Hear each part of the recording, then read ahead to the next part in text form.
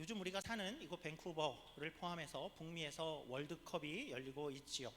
이번에 참가국이 48개국으로 이렇게 많이 늘어나면서 그러면서 나타난 하나의 현상이라고 할까요?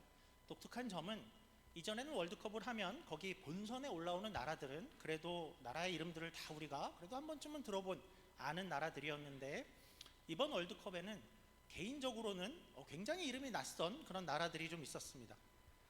퀴라소라는 나라 혹시 아셨었습니까? 퀴라소, 또 카보베르데, 스페인과 우승 후보인 스페인과 비겨서 또 주목을 받았는데요. 제가 좀 궁금해서 이 퀴라소라는 그 나라를 한번 좀 검색을 해봤습니다. 거기는 아주 유명한 것이 하나 있는데 그것이 칵테일 재료라고 합니다. 그리고 이것이 좀 유명해진 과정의 이야기가 좀 있었는데요. 과거에 이 스페인 사람들이 이제 정복을 하러 다닐 때 이 퀴라소 섬을 발견하고 거기를 발견하고 나서 자국에서 나는 아주 맛있는 오렌지를 가져다가 그 땅에 심었다라고 합니다. 기대는 그거죠. 야, 여기서도 맛있는 오렌지를 이 넓은 땅에서 또 이렇게 할 수 있겠지, 수확하겠지 했는데 이 섬의 이 기후가 너무 건조하고 또 토양은 척박해서 거기서 자란 오렌지가 심지어는 입에도 대지 못할 만큼 맛이 없고 또 색깔도 이상한 그런 오렌지가 되어버렸다라고 합니다. 그래서 사람들은 실망을 했죠. 농사를 기대를 했는데 실망했다 하고 절망을 했고, 야, 쓸모없는 게 나왔어 라고 했는데, 근데 시간이 좀 거기서 그냥 흐른 뒤에 그것을 그냥 놔뒀는데 이 오렌지에서 나중에 사람들이 발견한 것이 이 오렌지가 오랜 가뭄이나 척박한 환경을 버텨내면서 그 껍질이 비정상적으로 매우 두껍게 되고 그렇게 쓴 오렌지지만 그 오렌지의 두꺼워진 말린 껍질에서 굉장히 아름다운, 굉장히 맛나는 그런 향이 나오는 것을 발견하게 되었다라고 합니다. 그리고 사람들은 그 껍질을 이용해서 이제 만들게 된 것이 전 세계적으로 매우 유명한 칵테일 원료인 블루 퀴라소 리큐르가 되었다고 합니다. 재미있는 것은 그러니까 이 쓸모없는 이 오렌지라고만 버려졌던 그 오렌지가 지금은 학명이 뭐가 됐냐 하면 학명이 무려 퀴라소의 황금 오렌지라는 학명으로 불린다라고 합니다. 그러니까 척박한 땅에서 버림받았던 과일이 결국 푸른 빛의 어떤 아름다운 칵테일 재료로 거듭난 걸 보며 황금 오렌지야라고 되어졌죠. 이야기를 읽으면서 꼭 우리가 지금 다루고 있는 베드로 전서의 이 내용 또 그 성도들과 비슷한 면이 있다라는 생각이 좀 들었는데요.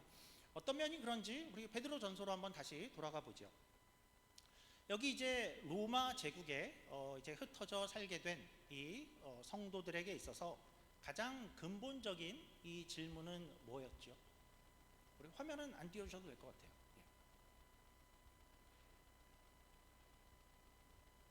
네. 베드로전서 이야기를 이제 다시 해보죠. 로마 제국에 흩어져 살게 된 그 성도들이 있는데 가장 근본적인 질문은 이런 것이었습니다. 그러니까 우리가 여기 이제 떨어져 살게 되었는데 여기를 어떻게 살아야 하는가 하는 것도 물론 큰 질문이었죠. 어떻게 살아야 하는가 하는 것도 질문이지만 더 중요한 것은 그 이전에 우리가 왜 여기 있는가 하는 것이 보다 더 근본적인 질문이었습니다. 그러니까 무슨 뜻인가 하면 바벨론으로 포로로 잡혀갔던 그 백성들에게도 거기에 가서 어떻게 살까요? 이왕 여기 떨어지고 이왕 여기 잡혀왔는데 우리가 어떻게 살까요? 하는 것도 당장 시급한 질문이었으나 그래서 거기서 동화되지 마, 도피되지 마 하는 답들은 가졌지만 그러나 여전히 더 근본적인 질문은 왜 애초에 하나님이 우리를 여기로 데려오셨나 하는 것이었죠. 왜 여기에 두시는가? 하나님이 힘이 없어서인가? 그래서 바벨론에게 진 것인가? 여기는 우리가 이렇게 와보니까 사람들이 다 다른 신을 섬기고 있고 방탕하게 살고 있고 이 환경 자체도 우리가 신앙을 유지하면서 사는데 전혀 좋은 환경이 아닌데 유혹도 많고 또 더군다나 이들이 나서서 우리를 조롱하고 비방까지 하는데 하나님은 왜 우리를 이런 곳에 두시는가? 그것이 가장 먼저 해결되어야 하는 궁금증이었습니다. 무슨 목적, 무슨 궁극적 유익이 있을까였죠. 거기에 우리가 지난주에 첫 번째 답을 찾은 것이 우리가 이 안에서 거룩해진다였습니다. 정금과 같이 되어진다였죠. 비유하자면 이런 식입니다. 그러니까 너희들끼리 있을 때는 그냥 그래 금광석 원석과 같다. 물론 그 안에 귀한 금들이 들어가 있어. 그러나 거기에는 흙도 있고 더러운 것이 그냥 그대로 섞여져 있는, 그냥 보기에는 돌 같은 그런 모습이야. 그런데 그냥 두면, 시간이 지나서 그냥 두면 그냥 그대로일 거야.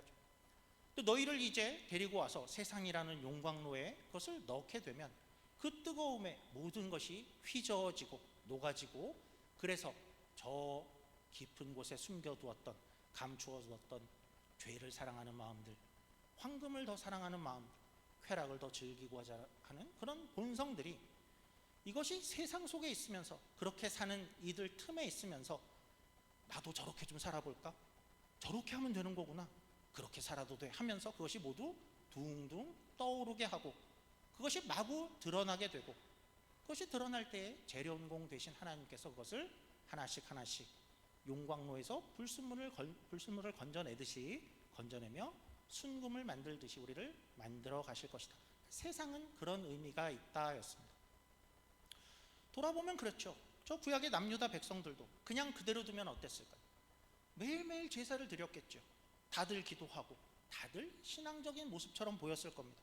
그러나 그 안에는 스멀스멀 우상을 섬기고자 하는 마음들이 생겨났었고, 율법도 어기고 있었고, 그런 모습들이 보였는데, 그냥 거기 있었으면 그냥 그대로 살았을 텐데, 하나님은 그들을 이제 바벨론 땅까지 끌고 와서 포로가 되게 하셔서라도 끌고 와서 거기서 휙휙 저어가며 너희를 더 깨끗하게 순금으로 만들어 가셨다, 그 자리였던 것입니다. 마치 퀴라소의 오렌지와 비슷한 면이 있죠. 척박한 땅에 있지만 왜 이런 땅에 있어야 되나 싶을 수 있겠지만, 거기서 세월과 이 풍파를 견디고 더 단단해진 껍질 가운데에서, 그러니까 전에는 기대하지 못한 아름다운 향기가 나오는 모습이죠. 성도가 이 세상이라는 곳을 거쳐 나올 때, 환경과 그 압박을 지나 나올 때 비로소 나올 수 있는 아름다운 고귀한 향기를 기대할 수 있는 것이 비슷해 보이죠. 그래서 이 용광로의 삶이란 것은, 그래서 뜨거울 수밖에 없고 척박한 날씨, 환경, 이런 것이 우리의 삶은 힘겨울 수밖에 없는데요, 베드로는 그래서 계속 이런 얘기를 하게 되죠. 이 환경을, 이 용광로를, 이 세상을 너희가 잘 견뎠으면 좋겠다라고 바라고 있는데, 그래서 베드로는 이 베드로 전서에서 여러 번 이제 이런 이야기를 하게 됩니다. 뜨겁다고 울부짖을 때 용광로 바닥을 봐라. 거기에는 누군가가 먼저 지나간 이가 있다 라는 그런 식의 이야기입니다. 누가 이 길을 먼저 걸어갔을까? 사실은 그분은 여기 올 필요가 없었는데, 그분은 여기 용광로를 지나면서 불순물을 드러낼 그런 필요가 없었는데, 죄도 없으신 분인데 여기를, 이 세상을 먼저 지나신 분이 있다. 바로 예수님 이야기를 베드로가 하게 되죠. 그분이 친히 이 땅이라는 그 거대한 용광로 안에 먼저 오셨다. 그리고 그분은 여기서 우리의 모든 감정, 고난을 친히 겪으셨다라는 이야기를 반복해서 하게 됩니다. 베드로전서 2장 21절입니다. 그래서 이를 위하여 너희가 부르심을 받았으니 그리스도도 너희를 위하여 고난을 받으사 너희에게 본을 끼쳐 그 자취를 따라오게 하려 하셨느니라. 그러니까 너희가 걷고 있는 이 인생의 그 뜨거운 길이 혼자 버려진 길이 아니고, 그러니까 주님이 먼저 걸어가신 길이다, 이고 그 자취를 너희가 따라 밟고 가는 길이다라고 위로를 하는 것이죠. 이렇게도 이야기합니다. 너희는 그런 고난 가운데 있는데 이 고난이 그리스도의 고난에 참여하는 것임을 기억해라 라고도 이야기합니다. 베드로전서 4장 13절입니다. 오히려 너희가 그리스도의 고난에 참여하는 것으로 즐거워하라. 이는 그의 영광을 나타내실 때에 너희로 즐거워하고 기뻐하게 하려 함이라. 그렇죠. 우리가 궁극적으로 이 길이 힘겹더라도, 그러니까 우리가 갈 수 있는 것은 예수님을 생각할 때뿐입니다. 예수님이 우리를 위해서 이 길을 먼저 가셨구나. 그분은 그럴 필요가 없었는데 이 길을 가신 것이고, 우리를 그 그리스도의 고난의 길, 거기에 부르신 거야. 우리는 예수님을 생각함으로만 이 시간을 견딜 수 있다라고 말해주는 것이죠. 그리고 그의 영광으로 나타내실 때에 우리가 순금과 같이 되어질 날을 고대하는 것, 그것이 우리에게 힘이 되어줄 수 있다라는 것이 베드로의 이야기이죠. 그런데 우리가 이 베드로 전서를 읽으면서 한 가지 좀 짚고 가고 싶은 것은 이 베드로 전서를 우리가 어떻게 잘 읽을 수 있을까 할 때에 가장 유익을 얻기 위해서는, 또 잘 이해를 하기 위해서 우리가 기억할 것이 한 가지 있는데, 어떤 분들은 이 베드로 전서를 읽으면서 여기 나오는 고난, 시험 이런 단어들이 나오면 우리 인생에서 만나는 아무 고난이나 아무 시험을 다 대입하려는 경향이 있습니다. 근데 엄밀하게 말하면 그렇지는 않습니다. 그러니까 베드로가 지금 이야기를 하고 베드로의 머릿속에 지금 가득한 건 뭐냐 하면, 계속해서 이방 세계 속에서, 세속 세계 속에서 어떤 이들이 성도로 살아가려고 할 때에 오는 그 고난의 이야기를 하는 것입니다. 이것은 어쩌면 그저 로마 제국 안에서 살면서 거기에 그냥 동화되고 세상에 동화되는 사람은 전혀 알 수 없는 그런 고난이고 시험이기도 합니다. 세상과 똑같이 사는데 거기서 오는 고민, 갈등, 외로움, 시험 이런 것은 없지요. 어떤 면에서 보면 이 부분에 베드로는 굉장히 좀 냉정해 보이기까지 합니다. 내가 지금 아무 고난이나 이야기하는 것은 아니라 하는 것을 이런 식으로도 이야기합니다. 우리 2장 19절부터 보죠. 2장 19절입니다. 부당하게 고난을 받아도 하나님을 생각함으로 슬픔을 참으면 이는 아름다우나 죄가 있어 매를 맞고 참으면 무슨 칭찬이 있으리요. 그러나 선을 행함으로 고난을 받고 참으면 이는 하나님 앞에 아름다우니라. 이를 위하여 너희가 부르심을 받았으니. 그러니까 아무 고난, 죄를 져서 당하는 고난 이런 이야기는 아니야. 지금 하는 얘기는 선을 위하여, 너희가 힘을 다해서 선을 위해서, 하나님을 위해 고난에 받는 이야기를 나는 하고 싶은 거야. 알았죠? 4장도 가보죠. 4장 12절입니다.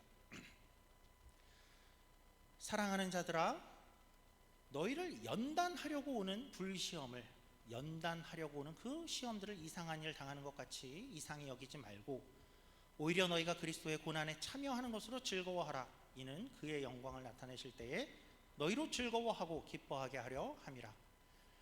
너희가 그리스도의 이름으로 치욕을 당하면 복 있는 자로다. 영광의 영 곧 하나님의 영이 너희 위에 계심이라. 너희 중에 누구든지 살인이나 도둑질이나 악행이나 남의 일을 간섭하는 자로 고난을 받지 말려뇨. 만일 그리스도인으로 고난을 받으면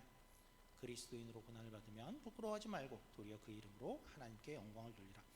그러니까 이런 것이죠. 아주 쉽게 극단적으로 예를 들면, 내가 이번에 큰 도박을 좀 했는데 그러다 전 재산을 날렸어. 나는 지금 고난을 받고 있는 거야. 주님의 발자취를 따라가는 거야. 그러니까 이런 이야기는 아니라는 것이죠. 맨날 술 먹다가 어제 결국은 큰일이 나서 만취해서 넘어져서 코가 깨졌어.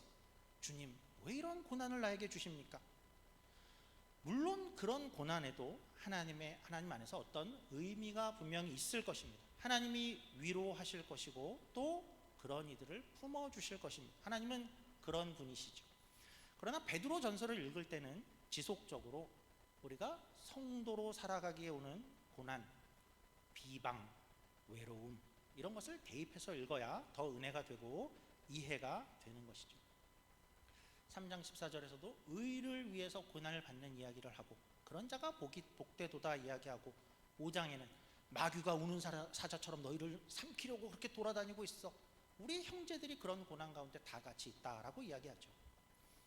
그래서 베드로의 전서의 고난과 시험은 그렇게 읽을 때 우리가 더욱더 지속적으로 우리의 상황과 우리가 견뎌내야 되는 주 안에서의 고난과 비방, 외로움, 갈등들을 더 생각할 수 있기에 그렇게 읽으시면 더 유익이 되는 것이죠.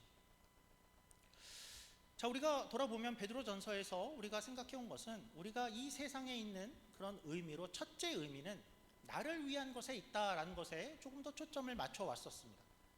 그런데 베드로의 이야기는 거기서 그치지는 않죠. 이제 우리의 이 세상에서의 삶이 단지 나만을 위한 것이냐 하면 그렇지 않다라는 이야기를 함께 해주기 시작을 합니다.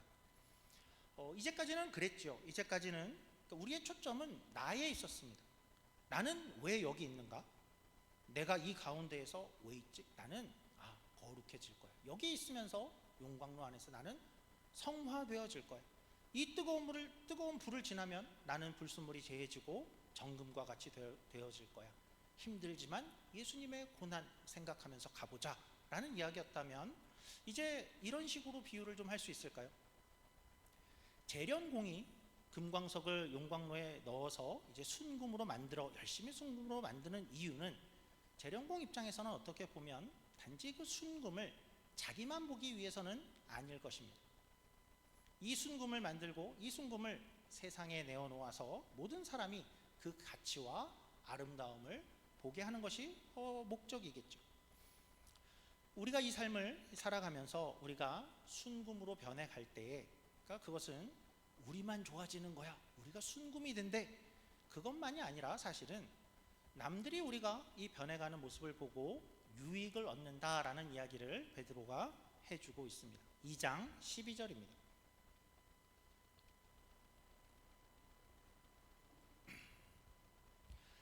너희가 이방인 중에서 행실을 선하게 가져 너희를 악행한다고 비방하는 자들로 하여금 너희 선한 일을 보고 오시는 날에 하나님께 영광을 돌리게 하려 함이라. 좀 다른 대답이죠. 하나님이 애초에 우리를 왜 바벨론에 두셨어요? 왜 로마 제국 안에 흩어두셨어요? 왜 이 세상 속을 살아가라고 하나요? 하실 때 우리의 삶의 모습을 보고 사람들이, 다른 이들이 하나님을 보게 될 것이다 라고 하는 또 하나의 답을 주고 있습니다. 그러니까 우리가 여기를 사는데 동화되지 않고 도피하지 않고 그리고 살아내면 다른 이들이 우리를 주목하게 될 것이다 라는 것이죠. 사실 기독교 역사를 우리가 돌아보면 초대교회부터 교회는 그렇게 확장이 되어 왔습니다. 교회가 어떻게 확장되었을까요? 교회가 아예 없는 곳들 천지였는데 어떻게 거기에 교회가 생기고 교회가 점점 더 늘어나고 교회가 있는 곳들이 그렇게 확장되어졌을까요?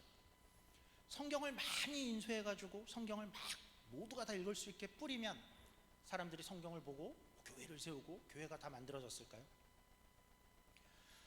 초기 사도행전 시대로 한번 가보죠.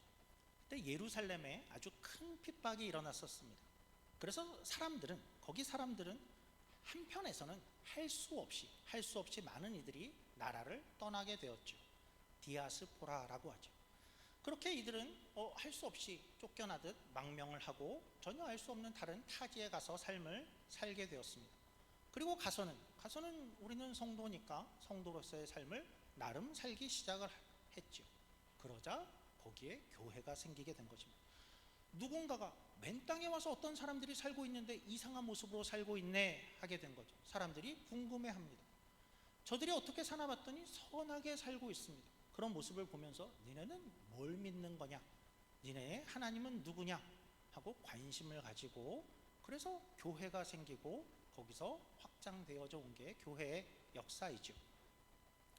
그러니까 우리의 삶이, 우리가 하루하루 사는 것이 사실 남들이 무슨 어떻게 볼까, 이렇게 별로 의미가 없는 것처럼 우리는 그렇게 생각하기 쉽지만, 우리가 여기를, 이 땅을 성도로 살아간다라는 것은 누군가가 우리로 인해서 어느 날은 하나님이라는 단어를 듣게도 되고 또 교회라는 것을 생각해 하게도 되고 그것을 증거하게 된다라는 것이죠. 우리가 세상에 있으므로 그 일을 하게 되고 교회는 그 가운데 확장되는 것이다 라는 것이죠.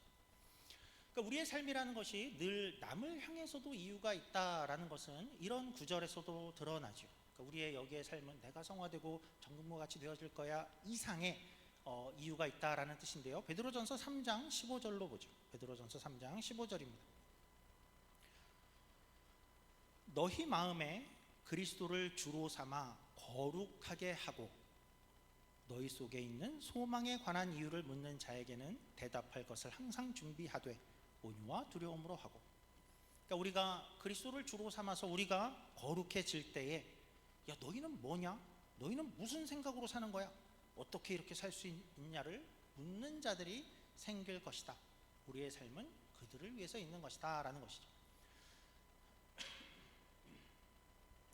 제가 설교를 시작하면서 퀴라소라는 나라의 이야기를 했었습니다. 그러니까 제가 이 나라를 열심히 검색을 한 것은 제가 이름이 낯서네 하고 검색해 봐야지 하고 그렇게 한 것만은 아니었습니다. 월드컵 기간 가운데에서 아주 독특한 장면을 하나 봐서였습니다.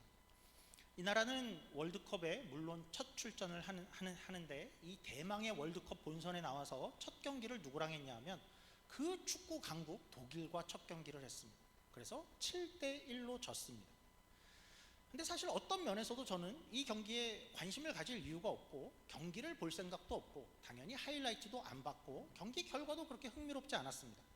근데 우연히 어떤 기사를 하나 보게 되었습니다.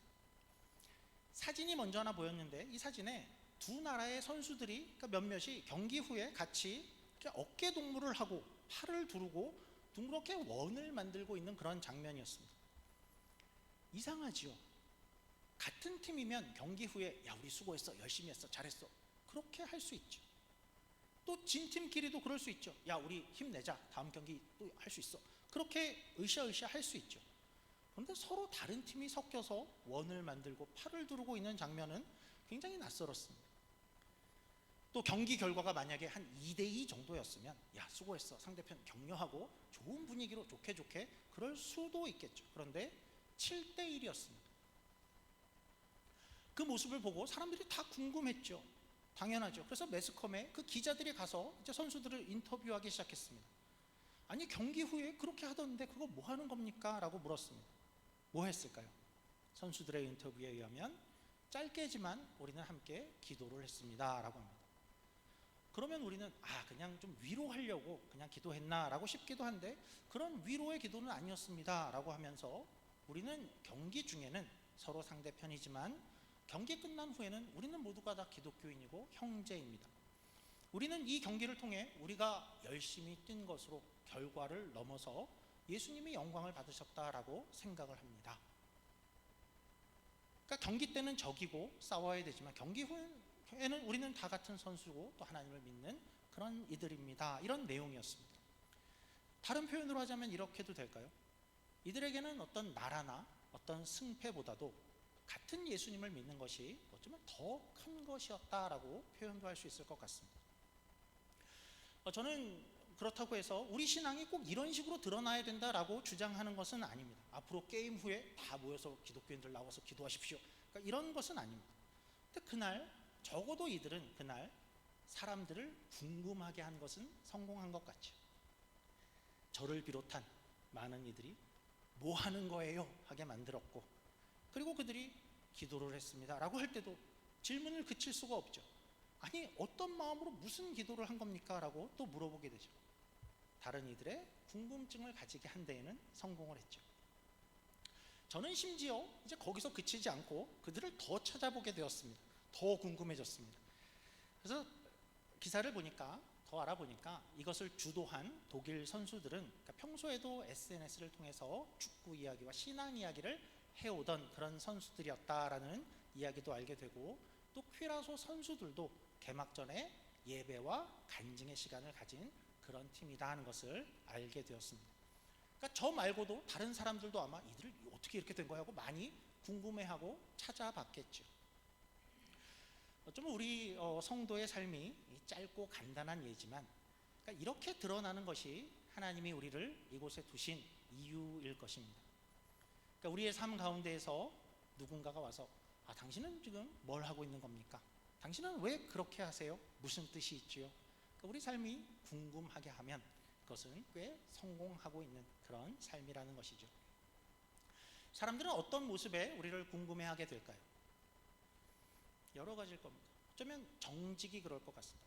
세상의 궁금함은 우리의 정직한 모습에서 일어날 것입니다. 어떤 꼼수나 어떤 조작이나 큰 거짓이 아니더라도 누구나 다 하고 있지만 왜 저 사람은 저 부분에서 정직하려고 할까?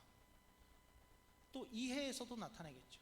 왜 저 사람은 다른 사람을 저렇게 하는데 이해할 수 있을까 하는 데서도 나타날 수 있을 것이고 주로는 인격에서 나타날 것입니다. 어떻게 저 사람은 저런 인격을 가지고 있지? 어떻게 말을 예쁘게 하지? 저 사람은 어떻게 이런 환경 가운데에서 뒷담화를 하는 것이 아니라 어떻게 긍정적인 이야기를 할 수 있지? 어떤 팀이나 어떤 회사에 가서 우리 팀은 안 돼, 저 부장은 저래, 매일 이렇게 하는 것이 아니라 우리가 어떻게 더 잘할 수 있을까를 얘기할 수 있는 것. 그것이 다름으로 나타나는 거죠. 어쩌면 사람들이 이렇게 얘기할 것입니다. 저 사람 회장 아들 아니야? 어떻게 이렇게 회사를 위할 수 있어? 우리는 회사의 자녀는 회장의 자녀는 아니지만 세상의 주인이신 온 하나님의 자녀로서 이 세상을 그렇게 책임지는 그런 모습을 보이는 것이죠. 아마 다니엘이 그랬을 것 같습니다. 다니엘이 포로로 잡혀가서 거기서 굉장한 불만과 투정 부릴 것들, 그런 상황이었겠죠.